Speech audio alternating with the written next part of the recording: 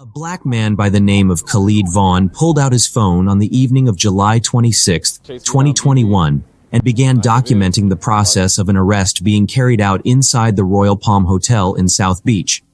He had no idea that the Miami Beach police officers who were detaining Delanta Crudup for a scooter parking violation would soon be looking for him as their next suspect. Delanta was the one who was suspected of breaking the law. They were aware that Vaughn was photographing them, and needless to say, the authorities did not take kindly to this development.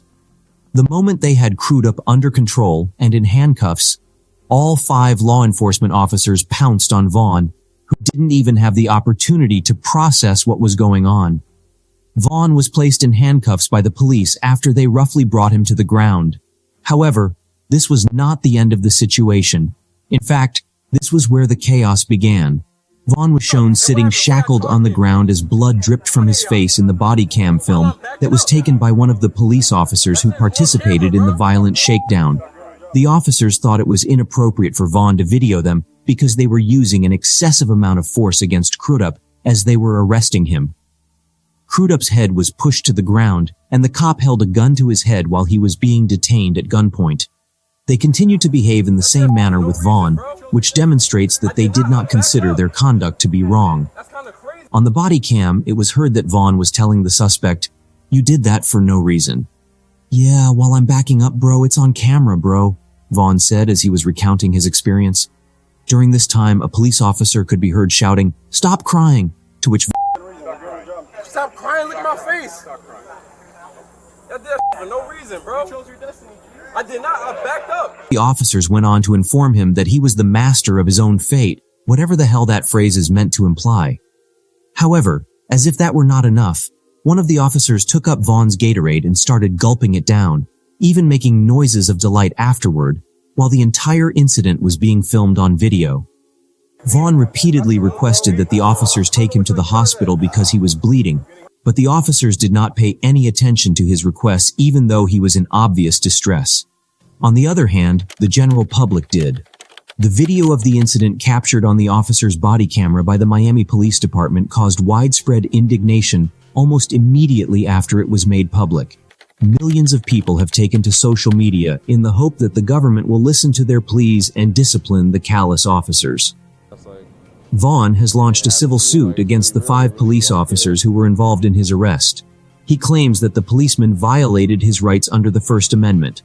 In addition to this, he stated that he was an activist and that he was in no way impeding the activity of the police.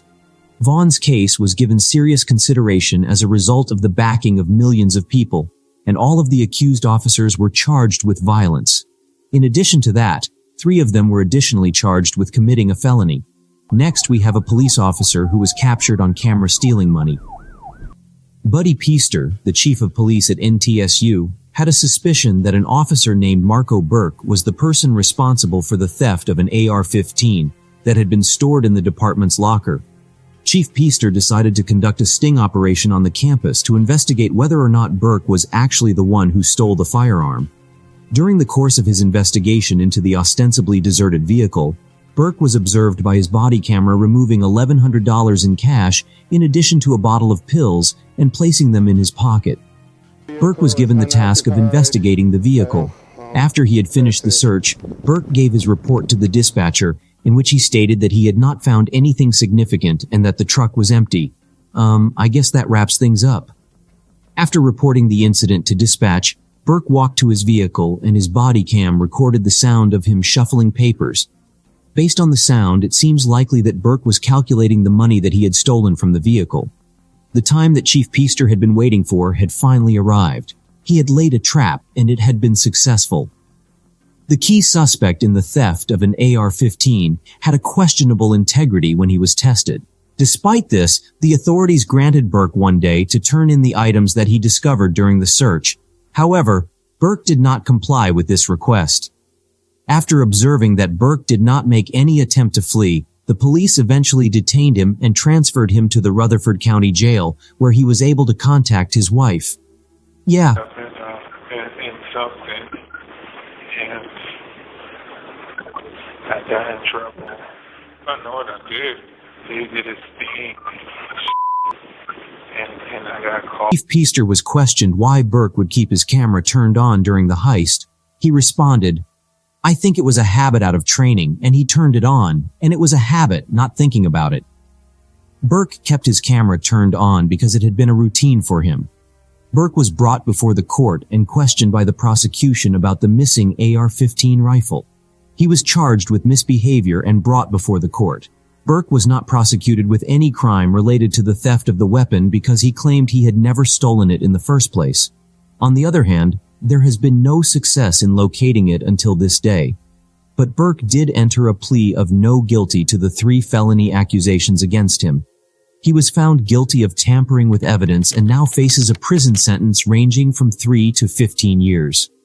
After the verdict was read, Chief Peaster said to Burke, "Now you've become the type of person that you are trying to defend your community against." Burke was taken aback by this comment.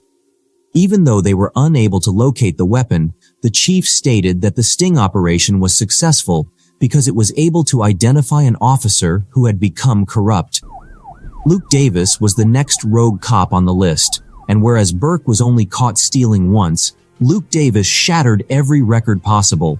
A state lieutenant has been implicated in the theft of public property for inappropriate behavior. No, 3. A state lieutenant was involved in the theft of public property for misconduct.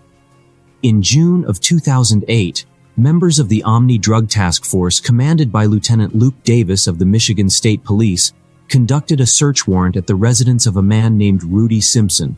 Almost thuggish. I felt violated and almost like if it was a game to them. Talking about was what equipment, what materialistic stuff could they take out of my house. It seems like, yeah, that they were just trying to figure out what they could come out of here with. Left behind. During the time that other officers were in the studio, Rudy and his pals were transported to the upper floor. Rudy was asked to comment on the behavior of the police officer, and he stated it was very unprofessional and almost thuggish. "I was made to feel uncomfortable and as if it were some kind of game to them." According to one of Rudy's pals, while other officers were searching his home, some of the officers took turns singing songs on the recording equipment and having a good time. In addition to this, he stated that some of the law enforcement officers walked into the kitchen, began eating cookies, and then went into the refrigerator and ate various items from the refrigerator. It was a gross lack of professionalism. On the other hand, they were completely unaware that the microphones in the studio were capturing each and every one of their words. The police said that they discovered 1/4 ounce of marijuana, as well as half of a pain pill for which Rudy later produced a prescription. Rudy claimed that the police were looking through the belongings in his home more than they were searching for illegal substances. He claimed that the officers were conspiring to find a pretext to steal his musical instruments, as they were attempting to devise an alibi for robbing Rudy's belongings. He said that the officers were discussing how they could find an excuse to seize his instruments. They were being picked up by the microphones and recorded. It turns out that they were doing more than simply talking, because the police ended up confiscating Rudy's flat-screen television with a 52-inch screen, a DVD player, 2 computers, a camera, and a number of DVDs. However, it turned out that Rudy wasn't the only victim of Luke Davis's, and the state police began a covert investigation into his behavior after receiving many complaints about his inappropriate behavior. The unscrupulous behavior of Davis, as well as his words, were brought to light. Luke Davis, together with another cop named Emmanuel Repolier and a local resident of Monroe County named Lawrence Dussault, were the individuals who were engaged in the activity of seizing people's property for a number of years. An investigation led to the discovery that Davis and some of his friends were involved in a significant plan to steal money or property.